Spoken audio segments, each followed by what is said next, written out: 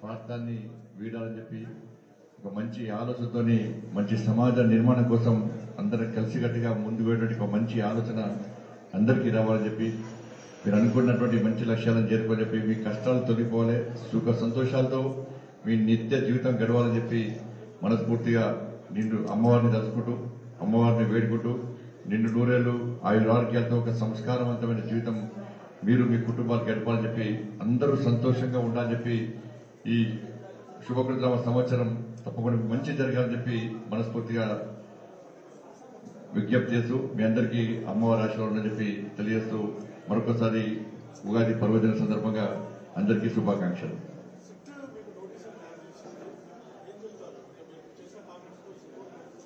అసలు సిట్టే ఒప్పుకోవట్లేదు మేము. సిట్ అంటే ముఖ్యమంత్రి సిట్ అంటే సిట్, స్టాండ్ అంటే స్టాండ్. నేనేం చెప్పినా ఇంతకుముందు సిట్టి ఏ విషయంలో సిట్ వేశారు, నయం కేసులో సిట్ వేశారు. నయం పైసా మొత్తం ఒక పేరు. నయం విషయంలో వేసిన సిట్ ఏమైంది? డ్రగ్స్ విషయంలో సిట్ వేశారు. ఏమైంది నివేదిక? ఇంటర్మీడియట్ విద్యార్థుల ఆత్మహత్య చేసుకున్నప్పుడు సిట్ వేశారు. ఏమైంది? మియాపూర్ భూముల కేసులో సిట్ వేశారు. ఏమైంది? ఇట్లా అనేక సందర్భాల్లో అనేక విషయాల్లో సిట్ చేశారు. ఆ నివేదికలు ఏమైంది? ఒక్క నివేదికను బయట పెట్టారు. మీరు ఒక్క దాని మీద చర్య తీసుకున్నారా? నోటీసులు నాకెందుకు ఇవ్వాలి? ముఖ్యమంత్రికి ఇవ్వాలి, ముఖ్యమంత్రి కొడుకు ఇవ్వాలి. వాళ్ళకి చట్టానికి అతీతులు అవ్వాలేమన్నా, వాళ్ళు తీసుమార్కాలు అవ్వాలేమన్నా చట్టానికి. అనేక మంది మంత్రులు కూడా మాట్లాడారు, ఎమ్మెల్యేలు మాట్లాడారు. మేము ప్రతిపక్ష పార్టీగా నేను కానీ రేవంత్ రెడ్డి కానీ ఎవరైనా కానీ మాకు ప్రజల నుంచి వచ్చిన సమాచారము మేము మీకు అందిస్తాం. దానికి మాట్లాడాలందరికంటే వార్నింగ్ ఇస్తున్నట్టు ఎవరు మాట్లాడకండి, మాట్లాడితే మీ నోటీస్ ఇస్తారు, వార్నింగ్ ఇస్తారు. ఇది అభివృద్ధి చేసేది. నువ్వు తప్పు అయినప్పుడు సిట్టింగ్ చేస్తూ విచారణ ఎందుకు వద్దంటున్నావు? సిట్టింగ్ చేస్తూ విచారణ ఎందుకు వద్దంటున్నావు? నీకున్న ఇబ్బంది ఏంది? నువ్వు బెదిరిస్తే భయపడతారా? ఇది మరి అన్ని మేమేసాక సిట్టేది వారు ఇట్లా కూర్చోండి విచారణ చేయడానికి. వాళ్ళు ముఖ్యమంత్రికి ఫస్ట్ విచారణ, ముఖ్యమంత్రి పిలిపి ముఖ్యమంత్రి కొడుకు కూడా మాట్లాడి ముఖ్యమంత్రి కొడుకు ఎందుకు ఇస్తారు నోటీసు? ఓకే ఆయన అంటాడు మంత్రి అది భూములు తెల్లారితే భూములు కబ్జారు. ఆయన మొట్టుకొట్టి కబ్జారు. ఆయన ఆ మున్సిపల్ నిర్మల్లో మున్సిపల్ ఒక శానిటేషన్ సిబ్బంది మున్సిపల్ సిబ్బంది పనిచేసుకున్నారు కొంతమంది. ఆయన అంటాడు అప్పుడప్పుడు సర్వసాధారణ మాట పేపీకి అంటే 30 లక్షల మంది జీవితాలను నాశనం సర్వసాధారణ బీఆర్ఎస్ పార్టీ. ఇలా పంచాంగం చెప్పిరండి, చెప్పిరా బీఆర్ఎస్ పార్టీ? ఈ హే దుకాణం పూసుకుంటారు. అయిపోయి బీఆర్ఎస్ పార్టీ రెస్ట్ తీసుకుంటుంది. ఇప్పుడు బీఆర్ఎస్ పార్టీ రెస్ట్ లో ఉంది. ఇప్పుడు మళ్ళీ అప్పుడప్పుడు నిద్ర లేస్తారు, అమాసకం పుణ్యానికి లేస్తారు, మళ్ళీ నేను ఉన్నా చెప్పుకుంటారు అన్నాడు. దేశం మొత్తం బీఆర్ఎస్ పార్టీ, ఇక్కడ అక్కడికి కూడా బీఆర్ఎస్ పార్టీ పూర్తిగా స్తబ్దత, నిద్రావస్థలు ఉన్నది, నిద్ర పోయి ఉన్నది. ఎప్పుడో ఒకసారి లేస్తుంది, మళ్ళీ పొద్దున్న లేస్తే సాయంత్రం పడుకుంటుంది బీఆర్ఎస్ పార్టీ. ఇప్పుడు విఠల్ గారిని వదిలిపెట్టారు. ఎందుకు తీసుకపోతే ఏం తెలియదు. ఒక ఆరోగ్యం మంచిగా ఉంటుంది. అది కాల్ ఫ్రాక్చర్. అది తీర్మానం మళ్ళీ నువ్వు తప్పు చేస్తే కేసు పెట్టారు. కానీ అర్ధరాత్రి వచ్చి ఎత్తుకపోవడం ఏంటి, ఆయన ఇంట్లో దాడులు చేయడం ఏంటి, ఆయన ఇంట్లో సిస్టమ్స్ కానీ ఆయన మొబైల్స్ కానీ ఆయన మొత్తం సీజ్ తీసుకపోవడం ఏంటి, ఏ పొజిషన్లో ఇంతకు ఇవ్వలేదు. అది వాళ్ళకు చిన్న చిన్న పిల్లలు ఉన్నారు. ఆయనకు చిన్న పసి పిల్లలు ఉన్నారు. ఆయనకు 4 సంవత్సరాల పాప, 2 సంవత్సరాల పాప ఉన్నది. ఆ పాపని పోతే నాన్న ఏడుస్తున్నది. ఆయన లేకుంటే ఆ పాపని నిద్ర పోతాడు రాత్రి కూడా. ఏడున్నారు, ఏ పొజిషన్లో కనీసం సమాధానం లేదు. వారిని కూడా అరెస్ట్ చేశారు. మన సతీష్ కమల్ గారిని రాత్రే మాట్లాడా. మీరు సతీష్ కమల్ గారిని కూడా వదిలిపెట్టండి, ఆయన సీనియర్ జర్నలిస్ట్. ఇదేంటంటే మీడియాను ఆయన కబన్ దాస్తాలు పెట్టుకున్నాడు, ఒక సెక్షన్ మీడియాను కబన్ దాస్తాలు పెట్టుకున్నాడు. నిన్న చాలా ఛానల్ కూడా ఒక్కసారి బ్రేకింగ్ చేసే తీన్మార్ మల్లన్న గారిని, విఠల్ గారిని, సతీష్ కమల్ గారిని అరెస్ట్ చేశారని చెప్పి, దాడి చేసి పట్టుకోవాలని చెప్పి ఒక్క నిమిషం ఫట్ మళ్ళీ సీఎం నుంచి ఆదేశాలు వస్తాయి. బ్రేకింగ్ షేకింగ్ అన్ని బంద్. ఇలా ఆపద ఎవరికైనా రావచ్చు. అందరం మంచి కూడా కోరుకుంటాం. ఈ సమయంలో మీడియా మీకు సపరేట్ ట్యాగ్ లైన్ పెట్టుకున్నారు. మీడియాకు ఆ ట్యాగ్ లైన్ సార్థకత ఉండదు. ప్రజల్లో నంబర్ మీడియా నంబర్ ఇవాళ అంటే మీడియా కూడా కేసీఆర్ కబన్ చేస్తామని చెప్పి ఒక తప్పుడు సంకేతాలు సమాచారం కూడా పోతున్నాయి. ఇటువంటి పరిస్థితులు అందరూ ఒకటి కావాల్సిన అవసరం ఉంది. వాళ్ళ మల్లన్నకి జరిగింది. రేపు చెప్తే టీవీ ఛానళ్ల మీద లేదన్నా ఏంటంటే అని చెప్పినటువంటి ఛానల్ ఉంటున్నాయి. కాబట్టి యూట్యూబ్ ఛానల్ ఉన్నాయి. ఇవాళ దాడులు చేస్తారు పక్క. నిర్బంధం స్టార్ట్ అయింది. ఇవాళ నిర్బంధం స్టార్ట్ అయింది, రాచరికం స్టార్ట్ అయింది. ఎమర్జెన్సీ ఈరోజు స్టార్ట్ అయింది. ఇప్పుడు ఇక డౌన్ఫాల్ కేసీఆర్ మూడింది. ఇక మిగతా ఛానల్ దాడి చేస్తారు. గ్యారెంటీ మిగతా ఛానల్ దాడి చేసి మా జోలికి వస్తే నా కుటుంబాన్ని ఇట్లా అంటే మేము ఇట్లా వార్నింగ్ ఇస్తాం, ఇట్లా ఎత్తుకపోతాం, ఇట్లా నాన్ అవైలబుల్ కేసు పెడతాం, అవసరం వస్తే బీడీ యాక్ట్లు పెడతామని చెప్పి ఇవాళ హెచ్చరిక జారీ చేయడానికే ఈరోజు తిన్మాన్ మల్లన్న గారి ఇంటి మీద దాడి చేయడం, ఆఫీస్ మీద దాడి చేయడం, వాళ్ళ కిడ్నాప్ చేయడం, విఠల్ గారిని ఎత్తుకపోవడం, సతీష్ కమల్ గారిని ఎత్తుకపోవడం, సుదర్శన్ గౌడ్ పాపం ఆయన కొట్టుకుంటూ తీసుకుపోతున్నాడు, గుంజుకుంటూ తీసుకుపోతున్నాడు. ఆయన టీం మొత్తం క్యూ న్యూస్ టీం మొత్తం ఉన్నారు. కానీ వెంటనే మనం కోర్టు ముందు హాజరుపరచాలి, బేషరతుగా విడుదల అని చెప్పి భారతీయ జనతా పార్టీ డిమాండ్ చేస్తున్నది. గతంలో కూడా ఇదే విధంగా ఇబ్బంది పడితే హైకోర్టు మొట్టికాయలు వేస్తే తీసుకెళ్లి విడిచిపెట్టారు. మళ్ళీ మన చట్టం మీద కోర్టు మీద నమ్మకం ఉంది మాకు. తప్పకుండా చట్టాన్ని ఆశ్రయిస్తాం, కోర్టును ఆశ్రయిస్తాం. ఈ ప్రభుత్వానికి ఏ విధంగా గుణపడ చెప్తాం ఆ విధంగా గుణపడ చెప్తాం. అటుకులు బుక్కా మందులు ఆగని చెప్పాలి ఆయన. అటుకులు అంటే మందులో స్టఫ్ తింటారు కదా, అట్లా అటుకులు బుక్కిండి ఆయన. మరి నువ్వు అటుకులు బుక్కి తెలంగాణ సాధిస్తావు, ఏం పైసలు కదా. ఇప్పుడు ఇన్ని వేల కోట్ల రూపాయలు ఎట్లా వచ్చినాయి నీకు? నీ బిడ్డ తీసుకుపోయి ఢిల్లీలో పెట్టుబడి పెట్టడానికి ఇన్ని పైసలు ఎక్కడి నుంచి వచ్చినాయి? ఇన్ని వేల కోట్ల రూపాయలు విదేశాల్లో అక్కడిక్కడ పెట్టుబడులు ఎట్లా వచ్చినాయి? మీరు ఏ విధంగా దొంగ వ్యాపారాలు, లంగ వ్యాపారాలు చేస్తున్నారు? అటుకులు బుక్కి వాడికి ఇవన్నీ ఎక్కడి? నువ్వు అటుకులు బుక్కి చేసినది పొట్టు కూడా సంపాదించినావు. ఇప్పుడు అటుకులు కూడా లేని పరిస్థితి తెలంగాణ రాష్ట్రంలో, తిండికి లేని పరిస్థితి. ఎందుకు ఇలా పిచ్చ బతికేది ప్రజల పరిస్థితి? ఇలా ఒక 30 లక్షల మంది భవిష్యత్తు నాశనం అవుతుంది. వాళ్ళ గురించి వాడతాడు ఆయన. అడిషనల్ అడ్వకేట్ జనరల్ ఆయన ప్రభుత్వానికి అనుకూలంగా ఉంటాడు, లేకపోతే ఒక కుటుంబానికి అనుకూలంగా పోయి వాదిస్తాడు ఆయన. చెప్తాడు ఆయన ఒక కుటుంబాన్ని కాపాడడానికి, ముఖ్యమంత్రి బిడ్డను కాపాడడానికి ఒక బాధ్యత వ్యక్తి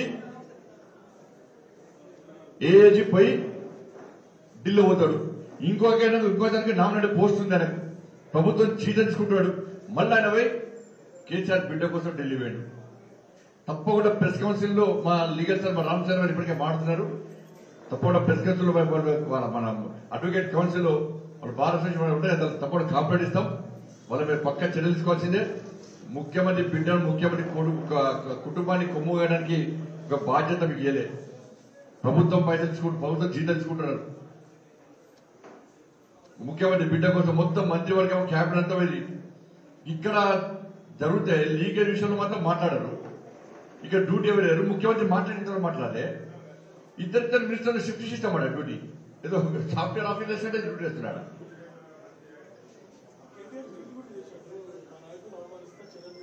తీసుకో అవమానం. అసలు నువ్వే అవమానపరిచే వ్యక్తి. నువ్వు ట్విట్టర్లో ఉంటావు, బయట రావు. తిరుగు ఊళ్ళలో తిరుగు. నీ దమ్ముంటే నువ్వు నీ కుటుంబం వేసుకుని ఊళ్ళలో తిరుగుని. ఫస్ట్ ఎందుకు రాజీనామా చేస్తున్నావు ఫస్ట్ చెప్పు. రాజీనామా ఎందుకు చేస్తున్నావు ఫస్ట్ చెప్పు. నువ్వు కారణం కాదా? నేను మళ్ళీ చెప్తున్నా, మున్సిపల్ శాఖ మంత్రి నువ్వే. నాలుగు మనుషులు చచ్చిపోతున్నారు కానీ స్పందించవు. వరదలో ఇల్లు ముడుగుతున్నాయి స్పందించవు. కుక్కలు కలిసి మనుషులు చచ్చిపోతున్నారు స్పందించవు. అక్రమ కట్టడాలతో నాశనం స్పందించవు. ఫైర్ యాక్సిడెంట్తో మనుషులు చచ్చిపోతున్నారు స్పందించవు. నీ శాఖ నిర్లక్ష్యం వల్ల గతమంది ఇంటర్మీడియట్ విద్యార్థులు చనిపోయారు స్పందించవు. మళ్ళీ ఇప్పుడు 30 లక్షల మంది బతుకులు బర్బాద్ చేసిన స్పందించవు. పేపర్ లీక్ అయింది స్పందించవు. ఎందుకు రాజీనామయ్యావు? నీ కుటుంబం కృతాధిపత్యమైంది తెలంగాణ రాష్ట్రంలో. అంటే నేను ముఖ్యమంత్రి ఆయన కుటుంబం ఏం చేసినా, ఏ అరాచకం చేసినా, రాజకీయం ఏం చేసినా కూడా మేము ఇదే. రాబోయే రోజుల్లో ఏమవుతుందంటే ఇలా తీర్మానం మల్లన్నకు శాంపుల్ చూపెట్టాడు ముఖ్యమంత్రి. నెక్స్ట్ యూట్యూబ్ ఛానళ్ల మీద వాళ్ళకి వ్యతిరేకంగా ఎవరు మాట్లాడినా, ప్రశ్నించే గొంతులు ఎవరైనా కూడా పోరాడేటువంటి భారతీయ జనతా పార్టీ లాంటి పార్టీ నాయకుల మీద, కార్యకర్తల మీద కూడా నేను దౌర్జన్యం చేయబోతున్నా, అరాచకాలు చేయబోతున్నా, మీ సంగతితో చూస్తా అని చెప్పి ఇవాళ వార్నింగ్ చేయడానికే రాష్ట్ర ముఖ్యమంత్రి నిన్న ఆ విధంగా వివరించాడు. నెక్స్ట్ ముఖ్యమంత్రి కుటుంబం రోడ్ల మీద పోతుంటే చెప్పులు నెత్తి మీద పెట్టుకుని దండం పెట్టి జీ హుజూర్ బాంచన్ బొదరా అనే పరిస్థితి తెలంగాణ రాష్ట్రంలో పక్క రాబోతుంది. అటువంటి వాతావరణం నిలబడడానికి రాష్ట్ర ముఖ్యమంత్రి కుట్ర చేస్తున్నాడు. ఈ ఉగాది రోజున కూడా నేను తెలంగాణ ఉద్యమకాలను విజ్ఞప్తి చేస్తున్నాను. దీనికోసం తెలంగాణ రాష్ట్రాన్ని సాధించుకోలేదు. ఆర్టీసీని ఒత్తేసాడు, ఉద్యోగ సంఘాలను ఒత్తేసాడు, కుల సంఘాలను ఒత్తేసాడు, జర్నలిస్టులను ఒత్తుతూనే ఉన్నాడు. ఇక ఎన్ని రోజులు భరిస్తారు? దేనికోసం తెలంగాణ రాష్ట్రం వచ్చింది? ఇప్పుడు ఇంకా భయపడి మనం ఇంట్లో కూర్చుంటే, భయపడి మీరు ఇంట్లో కూర్చుంటే మనం ఈ తెలంగాణ రాష్ట్రాన్ని సాధించిన సార్థకత ఉండదు. మన పాత రోజుల కంటే హీనమైన రోజులు ఇంకా వచ్చే ప్రమాదం ఉంది. పాత రోజుల కంటే ఇంకా హీనమైన రోజులు వస్తున్నాయి. ఇప్పుడు ఆయన కుటుంబం కోసం, కుటుంబాన్ని కాపాడడం కోసం ఎంత దిగజారు వ్యవస్థలో ఒకసారి ఆలోచించండి. ఈ సమయంలో భయపడాల్సిన అవసరం లేదు. మీకండగా భారతీయ జనతా పార్టీ ఉన్నది.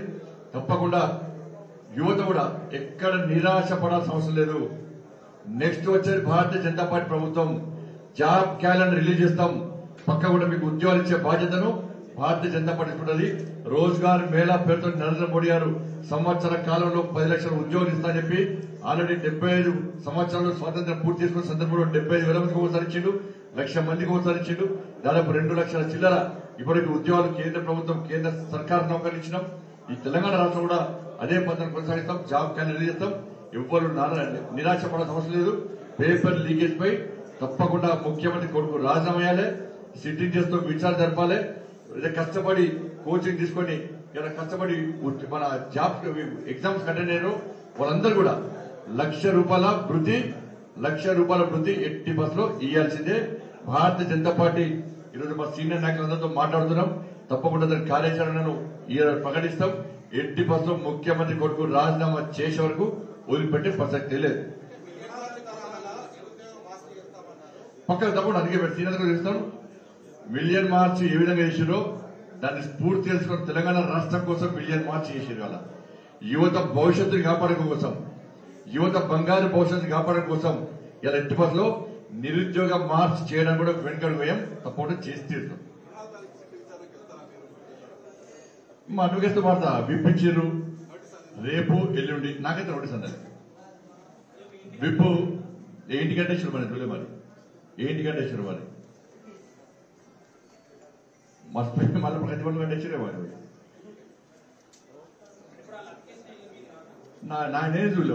వాళ్ళు అత్యాశ వారు వేసుకుంటే నాకే తెలుస్తుంది. వాళ్ళు 8 గంటల ఇచ్చారు మరి. నేను ఇంటికి పోయితే మాత్రం లేదు ఆడమరి. ఏదో పేపర్ చిన్నగుండేది ఆడమరి. అది ఎవరైనా ఇచ్చారు తెలియదు మరి. దొంగలంటే ఇచ్చిరా ఎవరైనా తెలియదు, నాకే తెలియదు. సిట్టింగ్ ఒప్పుకుంటలే మేము. సిట్టింగ్ చేస్తారని చెప్పు అన్ని తీసుకొస్తారు, ప్రతి ఒక్కరు తీసుకొస్తారు. ప్రతి ఒక్కరు ఇవ్వడానికి సిద్ధంగా ఉన్నారు. అంటే ఎవరు మాట్లాడక నేను వార్నింగ్ అయితే భయపడేది. సిట్టే చెప్తే కదా ఇంతవరకు సిట్టి ఏం సాధించింది, ఇన్ని సిట్టేషన్ ఏం సాధించింది. నువ్వు తప్పు అయినప్పుడు సిట్టింగ్ చేసి విచారణతో ఎందుకు భయపడుతున్నావు, ఎందుకు చేయలేకపోతున్నావు?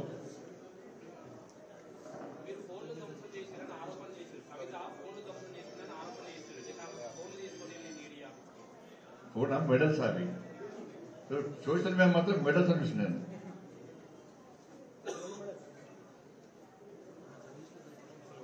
అచ్చా పెండింగ్ బిల్స్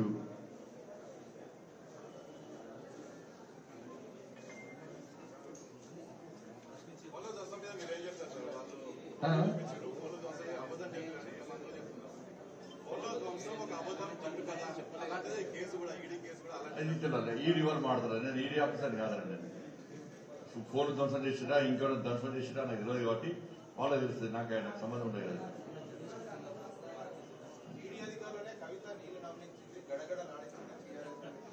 ఈడీనా మరి ఈడీని అడిగేస్తా మరి. తిన్మార్ మళ్ళీ అంటే వణుకుతున్నారు, పడకపోయారు. తీన్మార్ మల్లతో సుదర్శన్ భయపడుతుంది. ఇంకా వాళ్ళు తీన్మార్ మల్లన్న స్థాయి కాదు వాళ్ళది. ఇంకా విత్తనం ఏం చేసిరే, ఇంకా మన సతీష్ కమల్ అన్న క్యాన్సల్ చేశారు పాపం. ఒకసారి విట్టన్న మాట. ముందుగా అందరికీ ఉగాది శుభాకాంక్షలు. వాస్తవానికి తెలుగులో ఒక సామెత ఉంటుంది, అండ ఉంటే కొండని పిండి చేయొచ్చని. అన్నకి సంజయ్ అన్నకి నాకు ఎప్పుడు పరిచయం లేదు. అన్న ఇంకా పార్టీ ప్రెసిడెంట్ కాలే. నాకు టాస్క్ ఫోర్స్ ఆఫీసులో ఇంటికి వచ్చిర్రు, మళ్ళీ ఎత్తుకపోయారు, నెక్స్ట్ నన్ను ఎత్తుకపోతారని చెప్తే అన్నగారు అప్పుడు పార్టీ ప్రెసిడెంట్ కాకముందే కరీంనగర్ నుంచి ఒక టీంను పంపించి నాకు కరీంనగర్ లో అన్న షెల్టర్ ఇచ్చి నన్ను ఢిల్లీలో 3 నెలలు కాపాడినందుకు నేను ఇలా బతుకున్నా అంటే సంజయ్ అన్న పుణ్యమే. దానికి ఎప్పుడు కూడా నేను ఒక జర్నలిస్ట్ గా మాట్లాడుతున్నా, సంజయ్ అన్న అభిమానిగానో భారతీయ జనతా పార్టీ అభిమానిగా మాట్లాడట్లేదు. ఇవాళ ప్రశ్నించే గొంతులని అణగదొక్కాలని చూస్తుంటే ఎక్కడ యుద్ధం ఉంటే అన్న అక్కడ ఢిల్లీ నుంచి నాకు ఎంత కళ్ళేమో నీళ్ళు వస్తున్నాయంటే నా సాయం తీసుకున్న కవిత, కేటీఆర్, కేసీఆర్ ఏమో నన్ను తొక్కాలని చూస్తే సంజయ్ అన్నకి నాకు పెద్ద పరిచయం లేదు, ఉద్యమకారుల పరిచయం. నాకు ఆపద ఉందంటే ఆదుకున్నాడు, ఆ రోజు ప్రాణం కాపాడిండు. అన్నకి భారతీయ జనతా పార్టీకి పాదాభివందనాలు. బీజేపీ పార్టీ తరపున నేను మాట్లాడలేదు, ఒక జర్నలిస్ట్ గా నేను ఏం చెప్పదలుచుకున్నా అంటే, ప్రశ్నించే గొంతును అణగదొక్కాలని చూస్తే సంజయ్ అన్న ఏ విధంగా అయితే కాపాడుకుంటుండో అట్లా ప్రతి కార్యకర్తను కూడా కాపాడుకోవాలి. ఈ రోజు ఆయన యుద్ధం ప్రకటించిండు. నిన్న రాత్రి ఢిల్లీలో ఫ్లైట్ దిగి డైరెక్ట్ అన్న మా ఇంటికి వచ్చిండు. నాకు కూడా తెలియదు, నేను అర్ధరాత్రి 2 గంటలకు వచ్చిన. ఏ విధంగా కూడా మాకు సంబంధం లేదు. మల్లన్న గారికి మద్దతుగా అన్ని జర్నలిస్టుల సంఘాల నుంచి ఒక 20 మంది జర్నలిస్టులను, సతీష్ కమాల్ గారు, మేడం మదన్న, నాగవల్లి మేడం, 20 మంది సీనియర్ జర్నలిస్టులు, నాకన్నా సీనియర్ జర్నలిస్టులు మల్లన్నకి మద్దతు చెప్పాలని పోయినాం. నేను కొంచెం లేటుగా వెళ్ళినా. అక్కడ ఏం జరిగిందంటే, మల్లన్న ఆఫీసు పల్లకొట్టి 3 రోజులైంది, కనీసం ఎఫ్ఐఆర్ కూడా తీసుకోవట్లే ఆ లోకల్ పోలీస్ స్టేషన్. కాబట్టి మేమందరం జర్నలిస్టులంతా పోలీస్ స్టేషన్ కి కంప్లైంట్, ఎఫ్ఐఆర్ ఎందుకు ఫైల్ చేయాలని అడగడానికి వెళ్ళారు. మల్లన్న గారు లైవ్ లో ఉన్నారు. అప్పుడు నేను మల్లన్న గారు రూమ్ లో కూర్చున్నా, నేను అని ఇంకొక ఢిల్లీ నుంచి ఇంకో జర్నలిస్ట్ మిత్రుడు వచ్చాడు. అప్పుడు ఒక 2 పోలీసులు మఫ్టీలో ఆ మల్లన్న ఆఫీస్ దగ్గర రెక్కీ చేస్తున్నారు. కింద ఒక 5-6 ఉన్నారట. మేమేమో లోపల ఉన్నాం. కేసీఆర్ దోస్తు ఒక ఆయన మధుసూదన్ రెడ్డి గారు అని పెద్ద మనిషి, 85 years పెద్ద మనిషి, ఆయనకు ఆరోగ్యం బాగాలేక అనిపించినాడు. మేము ఆయనతో మాట్లాడుతుంటే 100 మంది పోలీసులు వచ్చారు. మాకేం జరుగుతుందో కూడా తెలియదు. కనపడ్డోళ్ళని కనపడ్డట్టు కొట్టుకుంటూ పోయారు. నాకేమో ఐబీపీ ఉంది, బీపీ టాబ్లెట్ వేసుకొని తిరుగుతున్నా. అంటే గుండె ఎక్కువ కొట్టుకుంటుంది, కేసీఆర్ ఎప్పుడు దిగిపోతాడా అని. ఆ టెన్షన్ లో సంజయ్ అన్న ఢిల్లీలో ఫ్లైట్ దిగి డైరెక్ట్ మా ఇంటికి వచ్చి మా ఇంట్లో గంట సేపు కూర్చొని డీజీపీ గారికి వార్నింగ్ ఇచ్చారు. అంటే డీజీపీ గారిని రిక్వెస్ట్ చేశారు. 5 నిమిషాల్లో నాకు అసలు మీ కేసుతో ఎటువంటి సంబంధం లేదు. ఇప్పుడు నేనైనా తప్పు చేస్తే చేయొచ్చు. 20 మంది జర్నలిస్టులని ఇష్టం వచ్చినట్టు కొట్టుకుంటూ ఫోన్లు లాగేసి తీసుకుపోయారు. నన్ను, సతీష్ కమాల్ అన్నని, ఇంకో 10 మంది క్యూ న్యూస్ బృందాన్ని మేడిపల్లి పోలీస్ స్టేషన్ తీసుకుపోయారు. అన్నగారు భారతీయ జనతా పార్టీ ప్రశ్నించే గొంతులకి సపోర్ట్ చేయడంతో ఇమీడియట్ గా నన్ను రిలీజ్ చేశారు. మాతో పాటు సతీష్ కమాల్ అన్న, ఇంకా చాలా మంది జర్నలిస్ట్ మిత్రులు ఎక్కడున్నారో కూడా మాకు తెలియట్లేదు. దయచేసి డీజీపీ గారు మా జర్నలిస్టులని ఆ విధంగా మ్యాన్ హ్యాండ్లింగ్ చేయడం అనేది చాలా దారుణము. అదేవిధంగా మల్లన్న టీం మొత్తం మీద కూడా దారుణమైన టార్చర్ చేస్తుందని మాకు ఇన్ఫర్మేషన్ ఉంది. ఏ